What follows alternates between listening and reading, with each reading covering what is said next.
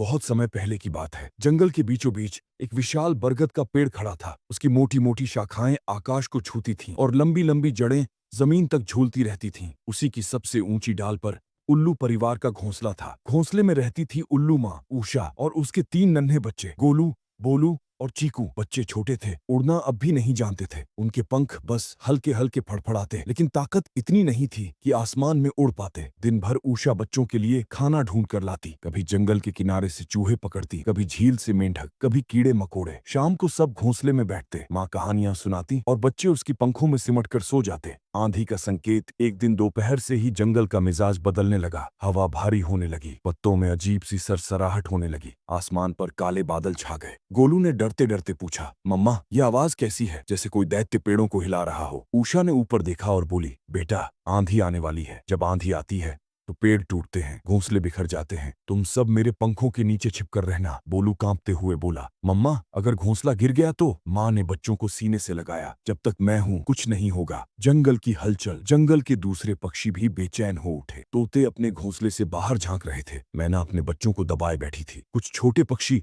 सुरक्षित जगह की तलाश में भागने लगे। चीकू ने बाहर झांका और कहा, मम्मा सब भाग रहे हैं, क्या हमें भी उड़ जाना चाहिए? उषा ने सख्ती से कहा, नहीं, तुम बच्चे उड़ना नहीं जानते और आंधी में उड़ना मौत को बुलाना है। आंधी का आगमन। धीरे धीरे आंधी ने पूरे जंगल को अपने कब्जे में ले लिया। पेड़ों की डालियां जोर जोर से हिलने लगीं। तेज आवाज में टहनियां टूटकर गिर रही थीं। बिजली चमकती और एक पल के लिए पूरा जंगल रोशनी से नहा जाता। तीनों बच्चे डर से चिल्लाने लगे, मम्मा हमें बहुत डर लग रहा है। उषा ने अपने पंख फैला दिए और बच्चों को ढक लिया। डर मत, मेरी गोद में हो। बाज का हमला। इसी हलचल में एक और खतरा आ गया। भूखा बाज। वह तूफान का फायदा उठाकर शिकार ढूंढ रहा था। उसकी लाल आंखें बरगद के घोंसले पर टिक गईं। वह झपटा और गरज कर बोला, उल्लूनी हट जा, ये बच्चे मुझे दे दे, तू तो बचेगी नहीं, इन्हें खाने दे। उषा पंख फैलाकर सामने खड़ी हो गई। मेरे जीते जी मेरे बच्चों को कोई छू नहीं सकता। बाज ने हमला किया। घोंसला हिल गया। बच्चे चीखने लगे। जंगल का साथ। तभी पास के तोते, मैना और गौरैया ने शोर सुना। तोता टोनी चीखा, दोस्तों बाज घोंसले पर हमला कर रहा है, सब मिलकर उसे भगाओ। सब पक्षी मिलकर बाज पर टूट पड़े। कभी चोंच से मारा, कभी पंखों से। बाज अकेला था, मजबूर होकर पीछे हट गया। वह गरजता हुआ बोला, आज तो बच गए पर अगली बार नहीं, और अंधेरे में गायब हो गया। लेकिन बरगद का घोंसला अब भी सुरक्षित था। बच्चे मम्मा से लिपट गए। मम्मा